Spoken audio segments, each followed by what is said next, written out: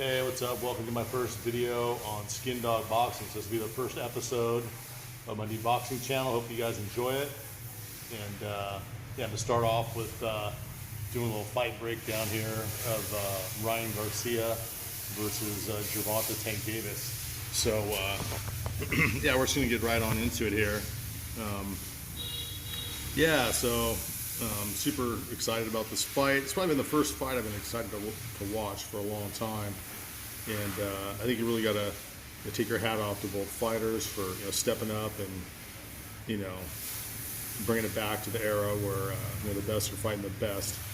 So yeah, I mean I started watching boxing in like the early to mid 1970s. Guys like Muhammad Ali or Larry Holmes, Mike Tyson. Evander Holyfield, De La Hoya, Sugar Ray Leonard, Marvin Hagler, Tommy Hearns. I mean, these are guys who, Roberto Duran. These were eras where the best guys fought the best guys, and multiple times, not just once or twice. And then we kind of somehow got into this era. I call it the Floyd Mayweather era, where like when he waited to fight Pacquiao. Man, I can't remember the exact age they were. I think Pac-Man was almost approaching 40. And Mayweather was maybe like 34 or 35 or 36 at the time. So I mean, just like way past their primes. And definitely, Floyd was maybe a little bit too afraid to let his O go, which is why it took him that long to make that fight. But nevertheless, this fight is here. It looks like it's going to happen. It looks like there's not going to be a cancellation or a pullout or nothing like that. So pretty happy about that. And yeah, so I just want to do just like a little, fight breakdown, and at the end I'll kind of give a little bit of my prediction on the fight.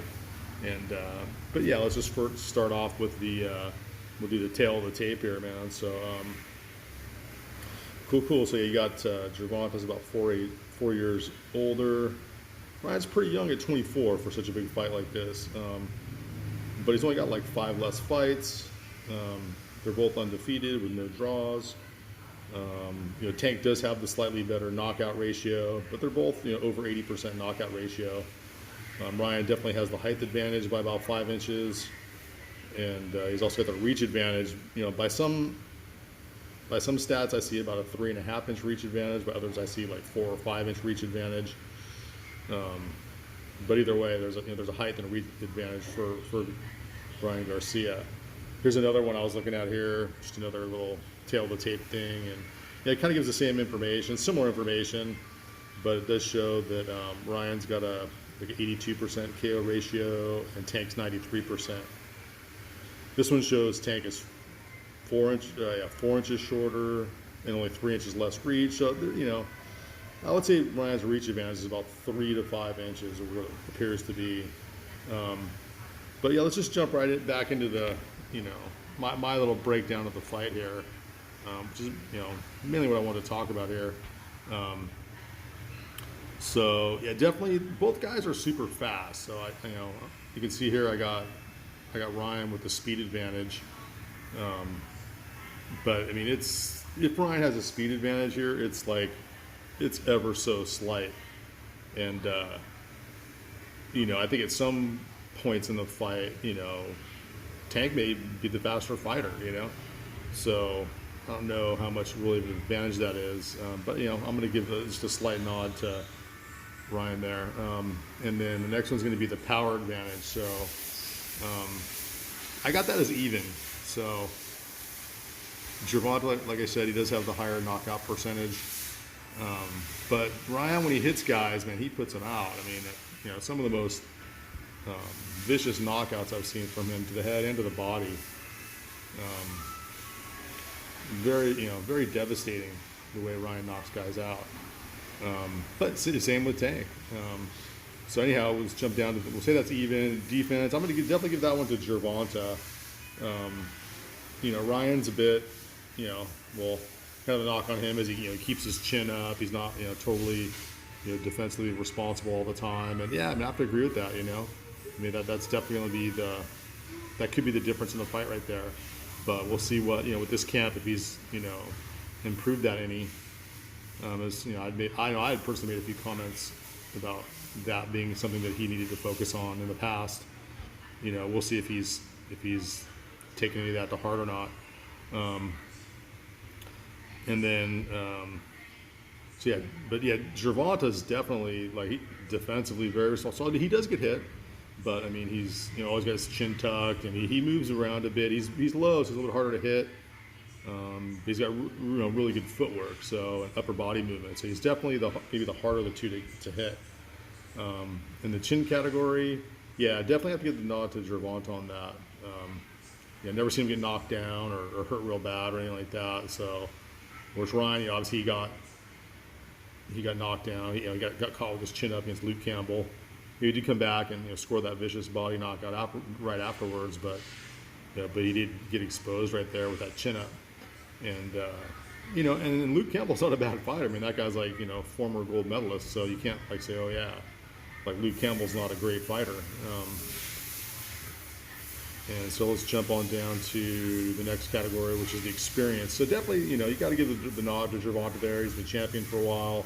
He's had many title defenses. He's beaten everyone he's bumped into. Whereas Ryan, he's still kind of on the younger part of his career, and this is his first real title shot. So you definitely got to give the nod to Gervonta on the experience.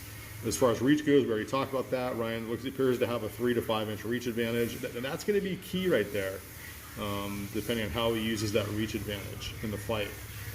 That's going to have a big, impact on my prediction for the fight.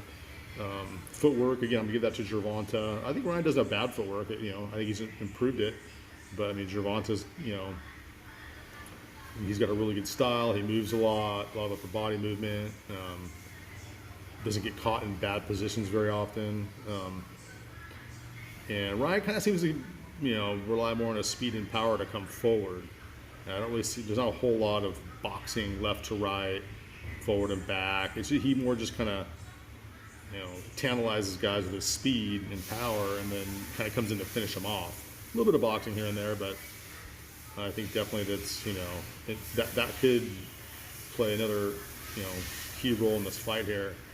Stamina, I'm just going to call that one even. So both guys have been the distance. Gervonta more times. If I had to give the edge to somebody there, I would say Gervonta, but I mean, both guys have gone the full 12, and I don't critically haven't seen an advantage for either guy. But neither guy has been in that kind of a war like a Hagler Hearns kind of a war or anything like that. We really see what kind of stamina a guy has. Okay, I left the intangibles one blank, and we'll get more into that later. But the intangibles, that's like, certain assets that the fighter might have that you really can't put on paper, but yet may give him an advantage in the fight. Coach, I'm going to give the nod on that to Gervonta. He's been with Calvin Ford. I don't really see a whole lot of flaws in Gervonta's style. Joe Goosen, on the other hand, I mean, I don't have anything against Joe Goosen. I think he's a cool guy. I think when I think of him, I think back to the days of the Ruelas brothers. You had Gabriel and Rafael Ruelas, and he played a big part in managing both of those guys.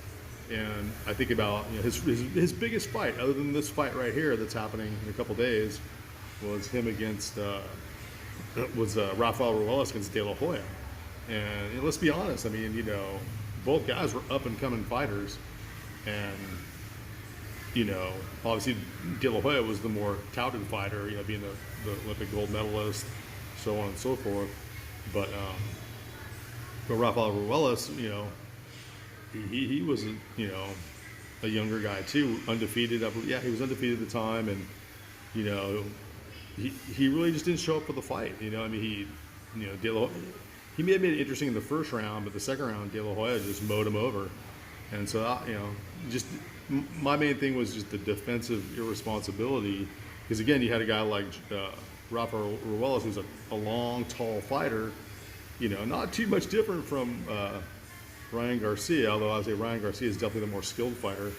But Ruelas didn't use his reach at all. He didn't use his length at all, and he didn't show good defense, and that cost him in the fight. And so I mean, just based off of that kind of a blowout, that kind of a performance, man, I got to give the nod to the trainer on Gervonta, Gervonta's coach. And then, as far as technical goes, I would say that's just like, I kind of just made that little category for myself.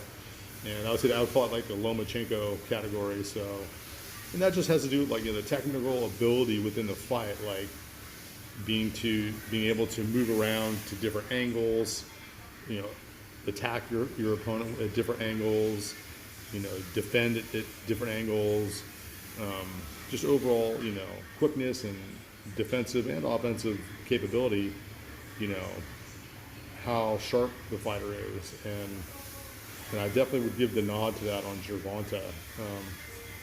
Not that Ryan's, a bad technical fighter, but I think because of his reach and height at this weight class, we really haven't been able to see someone press him like I think Gervonta will be able to.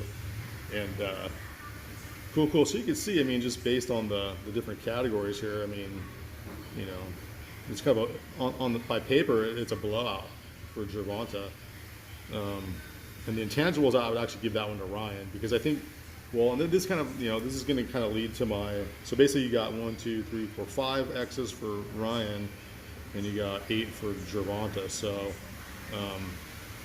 so getting back to my prediction here, so I think the intangibles is going to be kind of the key to this whole thing here, because, I think the thing is, it depends on how Ryan, uses his reach and his height. In the fights leading up to now, he's pressed forward, and I think that's going to be kind of a mistake against Gervonta, because he gives up that reach advantage every time he presses forward. Not that he shouldn't press forward some, but he needs, for Ryan to win this fight, he's going to have to fight the perfect fight. He's going to have to manage that distance precisely. And if he does that, and he boxes and he keeps Gervonta, at the end of his punches, then I think that it's going to be he can make it a really long night for Gervonta. But just based on, I think it all just comes down to how Ryan approaches the fight. Because you go back even 2 years, and he's on shows with hot boxing with Mike Tyson, and calling out Gervonta on the telephone. Hey, that's cool. That was awesome, I think. But it seems to knock him out. So his mentally, his approach has been, his forward approach has been, hey, I'm going to knock this guy out. But in reality, I think that that's probably his worst mistake, is to try to do that. So it kind of reminds me of, I would say, like when De La Hoya fought Mosley in the first fight. De La Hoya was pretty robotic, and although he had moments in the fight, and I thought the fight was, I don't have a problem with them giving it to Mosley, but I thought it was more of like a draw kind of a fight. But De La Hoya, he kind of fought very robotic in that fight, and he didn't. His feet were kind of stuck in the mud. He didn't use a lot of great footwork that he showed later in his career.